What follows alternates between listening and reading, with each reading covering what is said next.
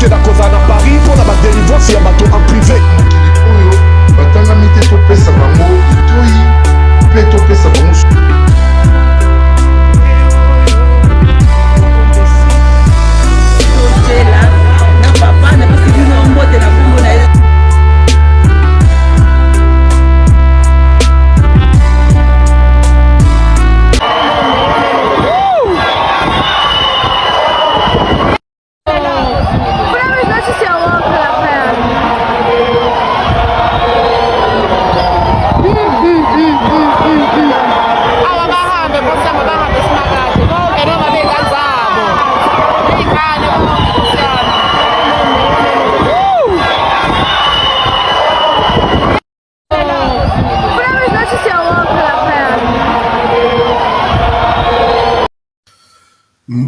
Mbote de partout bozali kolanda biso mokili mobimba na kata chaîne na bino Ediba TV oye kabamina humble serviteur papa Ediba likambo na moto te ba imboka toyeli bino ba message moko vraiment avec beaucoup de tristesse oyo tokopesa bino ba information oyo pe tokozala molai te na makambo oyo ezali koleka na kati ya mboka oyo Afrique du Sud. Les Sud-Africains, balingi ba étrangeté. Balingi ba étrangeté, na ba raison kiri oyo, tozali koyeba te.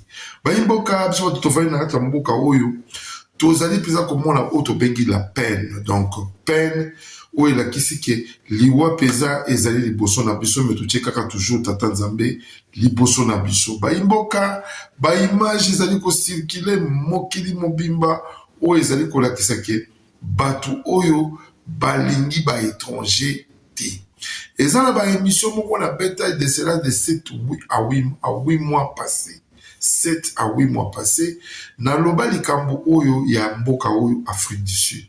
Et ça, raté que batombo kakana tango ya kosala xénophobia ou bien basala pona kobengana étranger na mboka na bango. Non. Il y a des temps même na kati ya misala na bango. Oyo tozali kosala na bango na kati ya mboka oyo. Okomona vraiment que balingi binoti. Donc, eza kutu di kamboute ke oya xénophobia, balobi boy, bazongisi boy. Non. Les Sud-Africains n'aiment pas les étrangers. Ce n'est pas dit qu'ils n'aiment plus. Les Sud-Africains n'aiment pas les étrangers. Et kolonio so ya poso ya moindo, lokola ngai, nde nazali koloba boy. Sud-Africains alingi yango.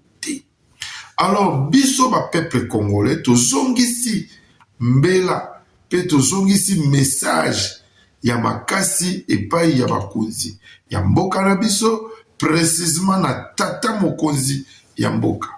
Monsieur Antoine Félix Tshilombo. Moi, quand je lis, quand je cite cet nom, et ça la kangana nous plaisir. Tata mokonzi ya mboka sans parti pris, tozana ba regret ya komona ke mboka na biso na ezana ba problème oyo etangami ebele mais bondimi bozwa ba immigrant boye na bango oyo Amérique eslâché boye bana bango na kati ya mboka na biso Congo.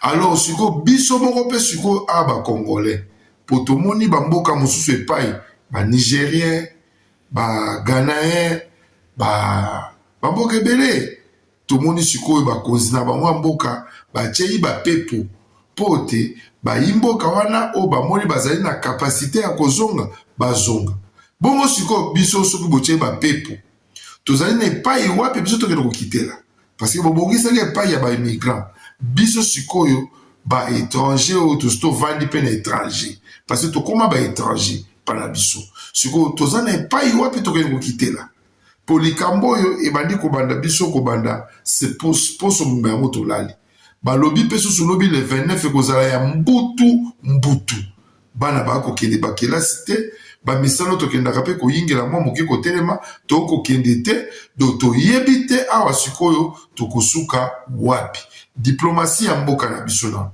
na diplomasi ya mboka oyo po ya mboka na biso nano kitoko te na makambo oyo touti komona ya baimmigrant toyebi te so biso toza wrong la kisi so toli kokanisa ndenge mosusu ndenge batata mokonzi mboka ki kosignele bacontrat kuna. Mais awa sikoyo biso mpe toali sikoyo lokolo moko libanda, lokolo moko etelemi likolo ekoyeba te ekokitela kuteni. Na kati ya chaîne na bino Ediba TV tozalaka mingi soki topesi mwa mbela boye, tomelaka mwa mai, tozalaka na ba oyo balingaka mpe kokota mingi na kati ya bolandi biso, topesaka bango mwa quelques publicité oyo tozwaka na kati ya sanza mpona kolakisaki bayimboka chaîne oyo mpe ezali na baye oyo bapesaka bambela, bapesaka boye mpona kotombola lokumu ya chaîne. Tozwa sport ya mama Gilen Kota oyo azali koteka lopango na talo ya lipa. Na talo ya lipa pesi na tongo na pokwa azwi mbongo. Mama Gilen Kota azali moko mboto bengi mama social o basali ide moko ya malamu ya koteka mapango na talo ya kitoko.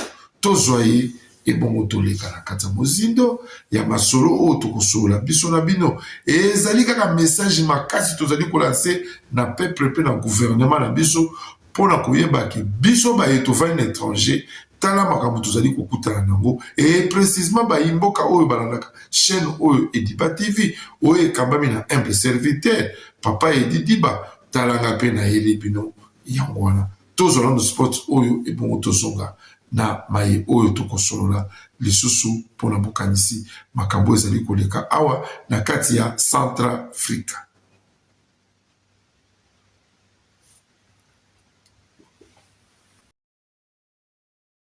Ndeko papa, ndeko mama, ndeko mwasi pe mobali oyo nyonso azali bongo koluka kosomba mabele to pe terrain mpona kotonga balobi kima na lombango na Njili Brasserie référence rocade balobi na minka kende bongo na lombangu na société Infinity Home et Travel okozala mobimba.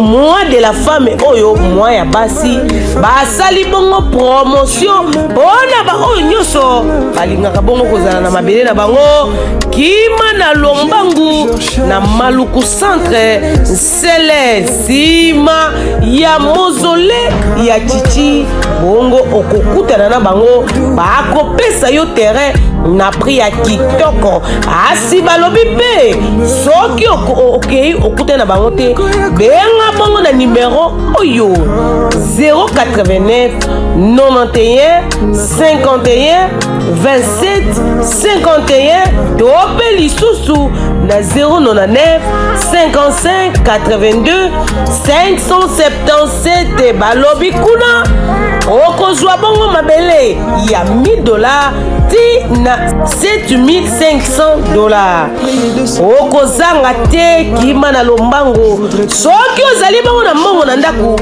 kofandisa mbongo na ndaku te lukaka ozwa mwe mabele na yo po opema kitoko wapi na Njili Brasserie nalobi société oyo bato ya serie nde basalaka kuna okozwa mabele na yo na kimia na makelele te koma kolo lopango koma bongo mama bayer to bayerese adresse bisika oyo okoki kozwela bango ezali bongo na bureau na bango Colonel Ebeya à numéro 195 immeuble Sadissa référence FICA premier niveau na localité okozwa bango mobimba. I believe South Africans are neither xenophobic or Afrophobic.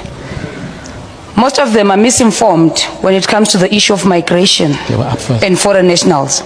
It's because of political leaders who, whenever they're given a platform, they want to plant seeds of xenophobia everywhere they go.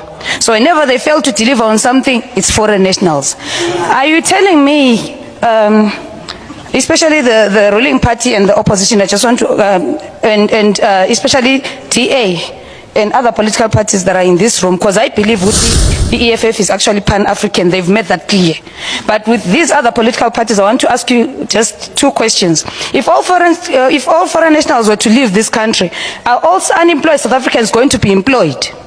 If all foreign nationals were to leave this country, is the health system going to improve in this country? Thank you very much. Okay. And where are you from, ma'am? Where are you from? I'm from the African Diaspora Forum. Voilà des retours na kati émission na biso otokosolo la mokolo lelo boti ko spot publicitaire Maman Guylaine Kota.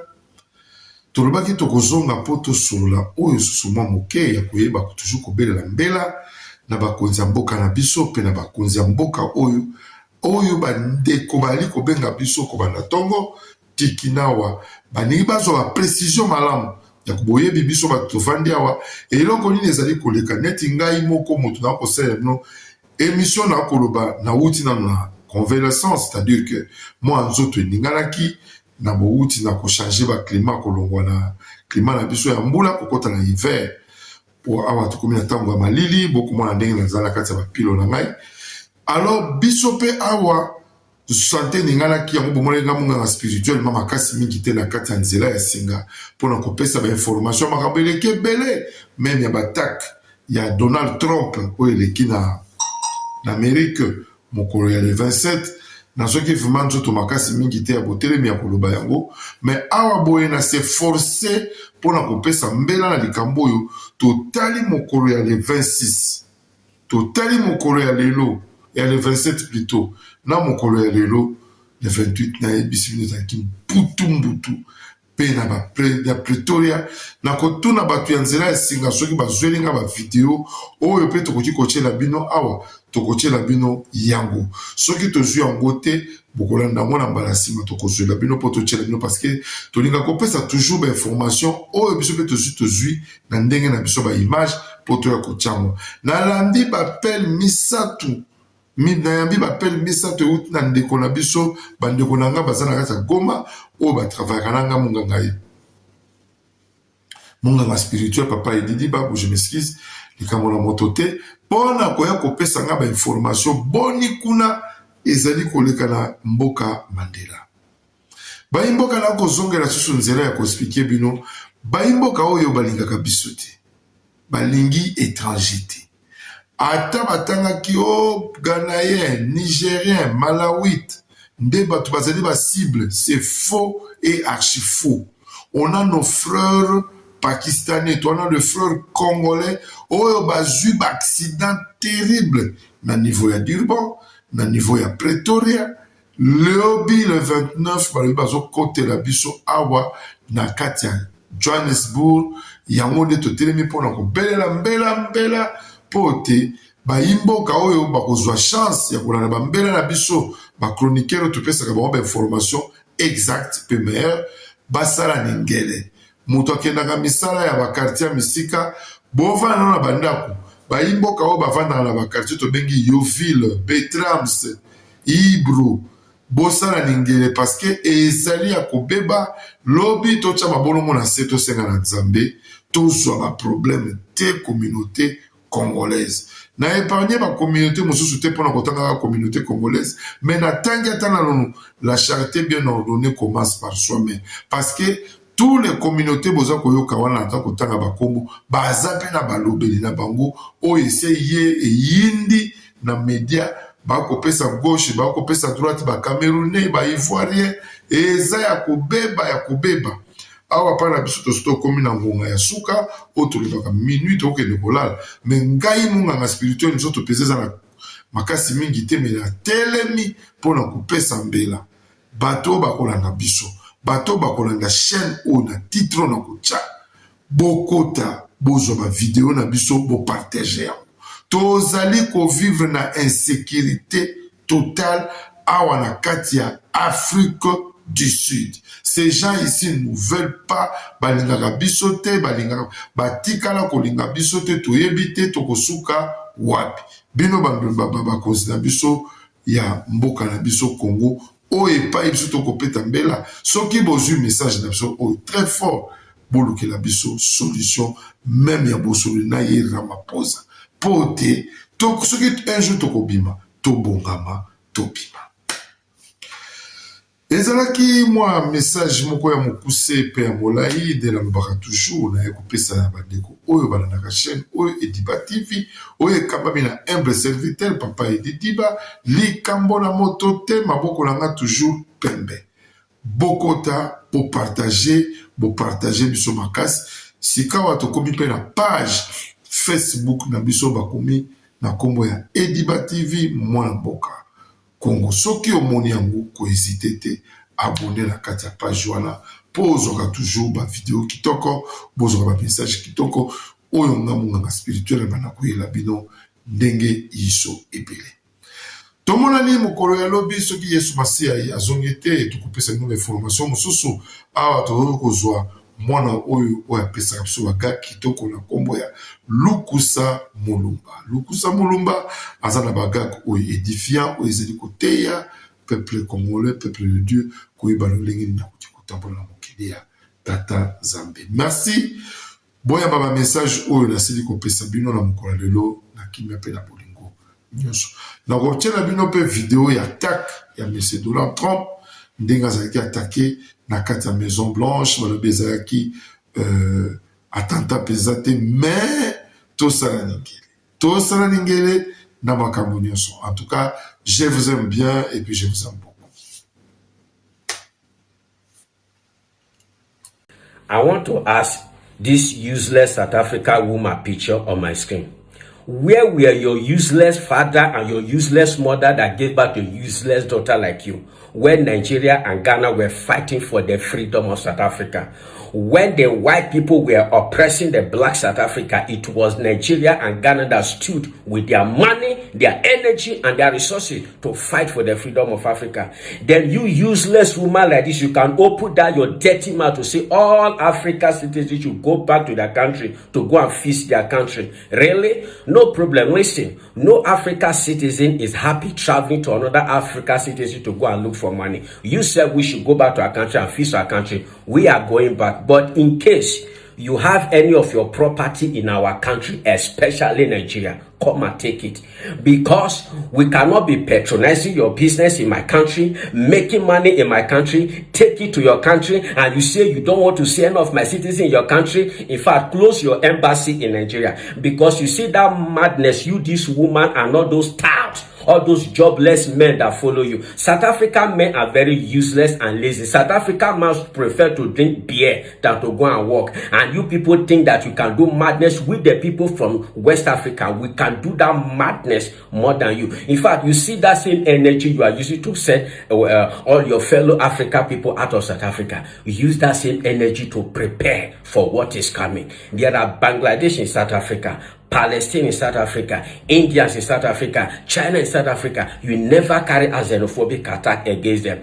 The judge that sentenced Julius Malema to 5 years imprisonment, she's a white. You never carry a xenophobic attack there. The white South Africa are killing the black South Africa every time. You never carry a xenophobic attack against them. But you say your fellow black, they are your major problem. In fact, any day you carry down your useless leg when it look like mosquito and you enter place, you want travel to America or to UK, that plane will have accident, will crash, and only you will die for inside. Because since you don't want people to stay in your country, don't ever go to any other person country. In fact, now God will punish you, this woman. God will punish your father, your mother, and not go better for you. I pour you spirit for food.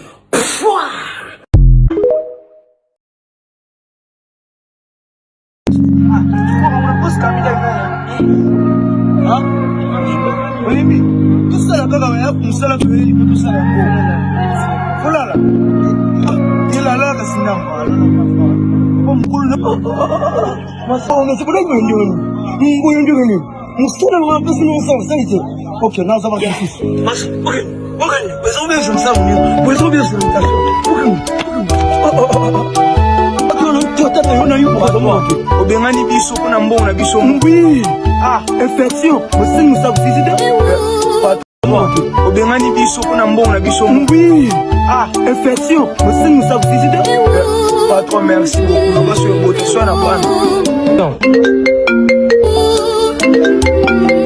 Oui, allô papa.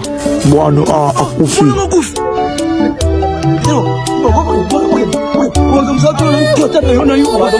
Obengani biso kuna mbona biso infection musinga subside patron merci beaucoup baso yo bote so na bana musala okena biso